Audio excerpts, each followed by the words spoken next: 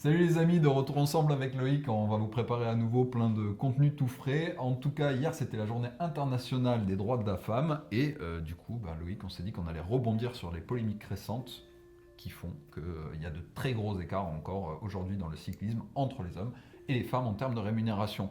Et comme d'habitude, Florian m'a laissé le mauvais rôle. Allez, c'est parti. Et oui, comme tu l'as dit, Florian, la polémique a été relancée en ce début de saison avec les écarts de primes entre les courses femmes et les courses hommes. On l'a vu sur le Let Newsblad, par exemple, où l'écart était vraiment significatif. Mais il n'y a pas que dans les primes, il y a aussi dans les salaires. Quand on voit que pour les hommes, le salaire minimum est de 40K à l'année et pour les femmes, 20K. C'est quoi le bordel ? Ouais, mais comme tu l'as dit Loïc, donc tu parles du World Tour féminin et masculin, donc c'est du simple double. Alors il y a deux façons de voir les choses, soit le verre à moitié plein ou à moitié vide. Il y a quelques années encore, il n'y avait pas de salaire minimum pour les femmes, donc aujourd'hui il y en a un, c'est déjà mieux que rien, mais c'est quand même la moitié du salaire minimum pour les hommes, pour un sport qui revendique comme valeur la solidarité. Moi perso, je trouve qu'en 2021 ça devrait plus exister. Je sais que les sponsors vont râler, je sais que les patrons d'équipe vont dire que c'est peut-être pas soutenable économiquement, mais il y a un moment, voilà, toi Loïc, t'aurais accepté qu'on te dise rogne un peu sur ton salaire pour qu'on puisse payer les femmes autant? C'est logique, non? Bah, c'est logique, franchement, elles font le même travail, donc pourquoi pas. Mais après, à contrario, le cyclisme masculin rapporte plus que le cyclisme féminin. Donc côté business, au final, eh ben, ils mettent plus d'argent là où ça rapporte plus. Oui, mais c'est l'histoire de qui de l'œuf ou de la poule est arrivé en premier, ça rapporte plus parce qu'on en montre plus. Peut-être que si, et on commence à le faire, nous en tout cas, gestionnaire en français, vous l'avez remarqué, on parle toujours des résultats masculins et féminins. Peut-être que si on montre plus de cyclisme féminin à la télé aussi, ça va enclencher la machine économique et du coup, il y aura plus d'intérêt et du coup plus de sponsors et voilà, et on va arriver à une parité déjà d'intérêt et donc du coup économique. Donc moi, je pense que il faut actionner cette machine de façon un peu artificielle au début pour permettre aux femmes au moins d'avoir des salaires minimums équivalents à ceux des hommes et leur permettre de vivre leur vie professionnelle comme il se doit. Ou alors on n'a pas l'hypocrisie de les appeler cyclistes professionnels. 20 000 euros, c'est quoi 20 000 euros aujourd'hui? Pour toi, c'est le rien, minimum. Florian, mais pour nous, c'est compliqué. Oui, non, Faut qu'on les sorte, les 20 000 euros. C'est pas moi qui fais des vidéos en Rolex. J'ai changé, pas tant. Non, mais tu l'as bien dit, je pense que la solution, elle vient de la médiatisation, de base. Si le cyclisme féminin était plus médiatisé, forcément, il aurait plus d'attrait financier, donc on pourrait plus rétribuer d'argent aux femmes. Mais pour l'instant, c'est pas le cas. Mais pourquoi ? Parce que je pense que le cyclisme féminin est un sport jeune. Non, je me trompe ? Oui, ça peut se défendre. C'est un sport jeune dans sa façon d'être structuré, dans sa façon d'être médiatisé. Le sport féminin en général est plus jeune que le sport masculin d'un point de vue médiatique, si c'est ça ton argument, je peux l'entendre. Mais moi, j'ai aussi un argument pour le fait d'encourager économiquement les femmes. C'est que je pense que en le faisant, on n'aide pas seulement le sport féminin, le cyclisme féminin en l'occurrence, mais on aide le cyclisme en général. Je pense clairement que dans les années qui viennent, tous les sports qui ne prendront pas le tournant de la parité, ce seront des sports qui vont perdre en visibilité en général. Je pense que c'est un facteur de plus en plus important. Et je pense aujourd'hui, il y a deux facteurs de développement pour le vélo. C'est l'internationalisation, parce qu'il y a certains territoires où c'est moins dans la culture qu'en Europe de faire du vélo. En Asie, par exemple, ça se développe, mais ce n'est pas encore trop dans la culture sportive. Et le deuxième, c'est la féminisation, parce qu'on le voit, il y a de plus en plus de femmes sur un vélo, et du coup, c'est une nouvelle audience. Nous, on est très contents d'ailleurs, gestionnaire en français, d'avoir de plus en plus de femmes. On avait fait un petit coup de gueule il y a quelques semaines ou quelques mois en disant qu'elles n'étaient pas très nombreuses.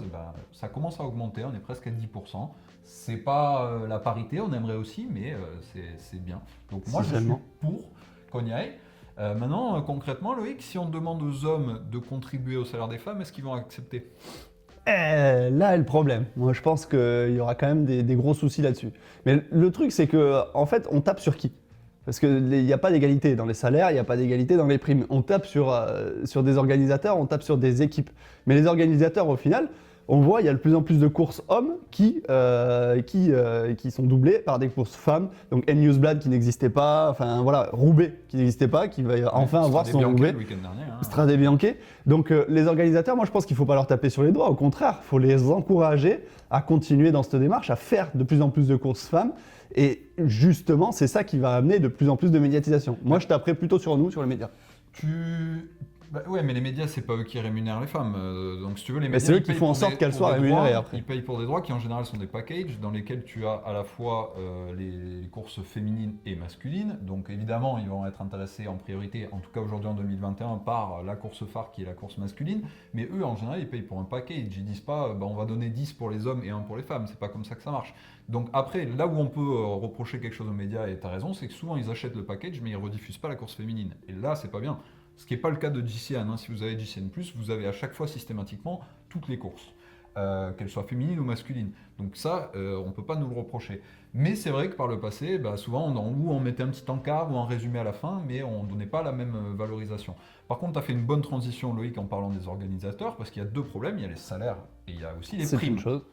Et du coup, les salaires sont payés par les équipes et donc par les sponsors indirectement, on peut dire. Mais il y a aussi des sponsors d'organisateurs. Et l'organisateur, c'est bien qu'ils mettent une course féminine au programme. Mais on va revenir sur ce que tu as dit en intro. Aide Newsblad, prime au vainqueur masculin 16 000 euros, prime à la vainqueur féminine 930 euros. Oui. Ouais, Oui. à côté, Non, mais je suis d'accord. l'écart du simple au double en salaire dans le World Tour, c'est presque honnête, quoi, tu vois. Je suis tout à fait d'accord. Mais tu regardes, qu'est-ce qui fait vivre Let Newsblad? C'est la course masculine depuis longtemps. Et comme je disais, le cyclisme féminin, pour moi, est un sport jeune. C'est un sport qui commence à éclore depuis 5-10 ans, 10 ans, je pense, qui vraiment prend le plein pouvoir. Et voilà, il arrive progressivement. Donc, progressivement, les primes vont augmenter. Et je pense que voilà, la tête d'affiche, c'est le masculin. Donc, les femmes, elles arrivent petit à petit.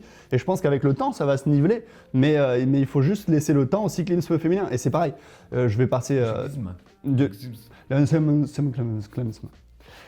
Non mais c'est pareil, tu vois les courses, on fait les mêmes courses pour les femmes, mais pourquoi faire exactement les mêmes courses alors qu'il y a un écart de niveau énorme chez les femmes? C'est pas des groupes, c'est pas aussi homogène que chez les hommes, donc pourquoi pas faire un format un peu différent? Entre elles, tu veux dire. Oui, entre Pas elles. par rapport aux hommes. Non, je compare pas avec les hommes. Ouais. Entre elles. Donc pourquoi pas faire un autre format, justement pour le rendre plus attractif, plus médiatique, et justement pouvoir ramener encore plus d'argent. C'est encore un autre débat, on l'avait eu avec Juliette Landon quand on avait parlé de l'avenir du cyclisme féminin, on avait évoqué la possibilité d'avoir des formats différents, il y a les pour et il y a les contre. Bizarrement, ben là, moi j'étais pour que le cyclisme féminin se démarque et pourquoi pas soit en laboratoire et teste des choses avec des formats plus courts. C'est pas la question de savoir est-ce qu'elles peuvent faire autant ou pas, c'est une question de donner plus d'intérêt en dynamisant les choses et en proposant. Mais oui, je suis d'accord avec toi sur ça. Mais pour en revenir à l'histoire des primes, je pense que 16 fois moins de primes pour une femme qui va faire la même course, même s'il y a un peu moins en distance, mais c'est pas ça la question. Aujourd'hui, pour moi, c'est pas acceptable. Je veux dire, chez les hommes, on est d'accord que les primes, on les partage. S'il y a bien un truc sur lequel je suis d'accord, c'est ok, les mecs, dans une même équipe, le leader, il gagne plus que le néo-pro. Très bien. Donc on peut entendre à la limite que les femmes, elles n'ont pas les mêmes salaires encore aujourd'hui, du moment qu'elles ont un minimum acceptable. Mais dans les primes, le vainqueur, il partage avec son équipe, on est d'accord? Ah, on est d'accord. Alors pourquoi les hommes Ça dépend et les du- femmes ne pourraient pas avoir un prize money commun et on partage à niveau égal? Je suis tout à fait d'accord avec toi. Bah alors il n'y a plus de débat, tu m'emmerdes. Voilà. Allez, bonne journée tout le monde, on s'en va. Bon, Je bref, rigole. vous l'avez compris, c'est difficile de débattre, surtout quand on est d'accord, mais on a évoqué pas mal de choses. Évidemment qu'au final, ceux qui décident, c'est ceux qui payent, donc c'est les sponsors d'équipe et c'est les organisateurs. Je pense que c'est bien que la polémique enfle parce que ça donne l'occasion de leur mettre un coup de pression. Et comme l'a dit Loïc, c'est facile aussi de pointer du doigt ceux qui font, parce qu'à côté de ça, ceux qui organisent pas de version féminine, eh ben on n'en parle pas, on ne dit Et pas voilà. qu'ils font les choses mal parce qu'ils font rien. Donc il faut aussi reconnaître ce qui est fait. Et les encourager à continuer. Donc je pense qu'on a un peu fait le tour des arguments. Vous aurez compris que nous, on est pour. Loïc, d'ailleurs, va faire un don à l'association d'une bonne partie de sa fortune personnelle. C'est-à-dire 94,32 €. Et voilà. Et on continuera, nous, en tout cas, à JCN en français, à vous parler toutes les semaines des résultats féminins. Et comme ça a été d'ailleurs suggéré, on va essayer aussi d'inviter plus souvent des femmes. Voilà. Ouais, déjà ça. Ouais, parce que j'en ai marre de te voir. Ouais, et puis on va inviter des... Ah ouais, la prochaine fois, je mettrai une perruque. Ça sera mieux.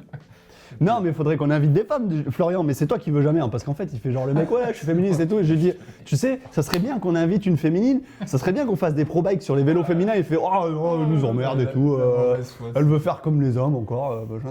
Bon, Tu l'as dit. avant que tu t'égares, je voulais juste finir sur une belle initiative parce qu'il n'y a pas que des choses, comme on l'a dit, à réprimander ou à aller contre. C'est l'équipe Trek Segafredo, dont on a parlé, qui a une version féminine et masculine de son équipe. Ils ont décidé d'augmenter le salaire minimum des femmes à la hauteur de celui des hommes. Et Donc ça, c'est bravo à eux, puisque du coup, ça veut dire qu'aujourd'hui, les femmes ont un salaire à 40 000 €, qui est le minimum au retour masculin. Chez la Trek Segafredo également, donc il n'y a plus de différence de ce côté-là, donc bravo à eux et on espère que ça donnera des idées aux autres.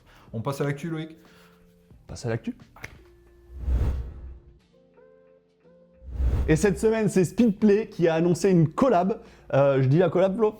Je sais pas, même si ça a déjà bien fuité, tout le monde sait qui a racheté Speedplay, mais en tout cas, ils teasent avec Sur Insta. La petite vidéo Insta.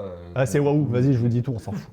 Ils ont fait une collab avec Wahoo, donc ils vont sortir ce genre de pédale épicée, tu le sais. Ça sort le 16 mars, mais faut pas dire parce que Voilà. ça a fuité, mais Nous- c'est pas grave. Nous, on s'en Nous, on fout. vous a rien dit. En tout cas, voilà, il nous tarde le 16 mars pour voir ce qui va sortir de cette collaboration intéressante. L'autre actu cette semaine, Loïc, c'est l'UCI qui continue à interdire. Ah là là. Voilà, bon, ben là, forcément, Des génies. Covid oblige, ils interdisent les câlins à l'arrivée, plus d'accolade donc pour les coureurs parce qu'il faut montrer l'exemple, même s'ils sont T'as compris, yo-yo, je te ferai plus de câlin. Ah, c'est pas grave. même s'ils sont au coude à coude dans le sprint une minute avant, il faut pas faire de câlin à l'arrivée. Le pire, Parce que, il faut montrer l'exemple. le pire, c'est que les mecs, ils sont en chambre ensemble à l'hôtel.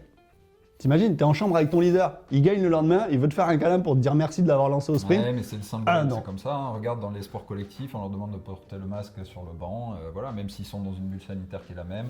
C'est vrai qu'on n'est pas à la première incohérence dans cette crise, que ce soit dans le sport ou pas. Donc ça sert à rien d'en parler trop longtemps. Passons au résultat. Et Loïc. vive la France. Et Oui. on avait l'une des plus belles classiques de la saison ce week-end, les Strade Bianche qui ont tenu toutes leurs promesses. Quoi, qu'est-ce qu'il y a? T'as pas l'air emballé? C'est la plus belle, tout ça parce qu'elle est italienne. Pour moi, la plus belle, c'est la Classica San-Sébastien. Tout ça parce que les Basques. Tu vois, ça Bah, marche aussi. Mais pas du tout, c'est parce que c'est la plus belle, c'est tout. C'est tout. Il Ouais, faut- bon, faut en attendant, il faut être honnête. Ce week-end, c'était les Strade Bianche. Donc, Ouais, c'est- Loïc, est-ce que tu as regardé la course? Pas du tout, mais je sais qui c'est qui a gagné. C'est Vas-y. Van der Piscine. Exactement. Mathieu Van Der Poel qui a déposé notre Julien Alaphilippe national dans la dernière bosse. Ouais, t'as quand même vu le résumé, c'est bien. Non, j'ai juste vu des photos passer. Du coup, j'ai juste vu Alaf qui Oh, pétait l'enfer. juste derrière. Du coup, désolé Alaf, j'ai fait que ça. Après- Et troisième, tu m'as dit que c'était Bernal. Oui. Ah, tu vois Ouais. J'écoute des fois quand il parle. Ouais, bon, après, tu vas dire que je parle plus que toi, mais bon, du coup, je vais vous dire Mais moi ce que vas-y, j'ai parle, vécu parle. parce que j'ai regardé quand même. J'ai même regardé chez les femmes la fin, et c'est moi l'une de mes classiques préférées, donc j'ai pas de mérite. J'essaie de la regarder tous les ans. Et il y a eu du spectacle tout le long, c'est pour ça que j'aime bien parce que il y a des crevaisons, ça part, ça revient, il y a des groupes, il y avait. Mais puisque tu as commencé par les hommes, c'était mais royal quoi. T'avais un groupe de 10 à l'avant, il y avait mais que le top, le gratin mondial. Ils arrivent à 3 au pied de la dernière ascension d'ancienne. Il y a quand même Bernal avec Alaphilippe et Van Der Poel. C'est quand même un trio de folie. Et donc, comme l'a dit Loïc, Ça annonce un final de folie. Van Der Poel était mais surpuissant dans la montée. Et Julien, d'ailleurs, très fair-play, qui a dit pourtant j'avais l'impression d'aller vite, mais ça n'a pas suffi. Ça n'a pas suffi. Et donc, chez les femmes, on a eu une belle course d'équipe. Pour le coup, un peu moins chez les hommes, c'était difficile de voir une course d'équipe. Là, chez les femmes, la SD Works a été très très costaud, a très bien manœuvré, puisqu'on pouvait attendre la championne du monde Anna van der Breggen. Et SD Works a envoyé en éclaireuse, du coup, la vainqueur du jour qui est Chantal Black. Non, Chantal Van Der Broek. Oui, Black. Si tu veux dire son nom en entier, tu peux. Chantal Van Der En Broek. effet. On respecte les coursiers. Exactement. Et du coup, elle a Merci. déposé Elisa Longoborghini dans la dernière ascension et Anna van der Breggen de la même équipe vient compléter le podium juste derrière. Donc, super course. Vous pouvez d'ailleurs, si vous avez Disney+, aller revoir le résumé. C'était une belle partie de Manivelle. Mais Qu'est-ce quoi qu'on d'autre avait d'autre du coup, Loïc? Je te laisse finir. Il y avait le Grand Prix Montserrat en Belgique qui s'est fini au sprint, comme chaque année, j'ai envie de dire, parce que Montserrat c'est tout plat. Donc une victoire de Tim Merlier devant Mark Cavendish. Et ouais, il a allumé tout. Ouais, le retour. Le retour s'il avait gagné, donc le demi-retour. Ouais. Le demi-retour Déjà, de retour Cavendish. sur un podium, ça faisait longtemps que Ouais, déjà c'est beau. Et troisième, Timothy Dupont. Donc voilà, une explication entre sprinters, comme on les aime, j'ai envie de dire. Ouais. Une vraie course belge là aussi, Ouais, ça fait c'est ça. plaisir d'en Et il n'y a pas une histoire de Belge encore ou une. Ah non, c'est un Italien. Non, en Italie, un Belge. Ouais. Une histoire de Belge en Italie encore qui se passe. Une autre course, tu le sais, c'est sa première victoire. Poto, c'est bien, félicitations. Sartek.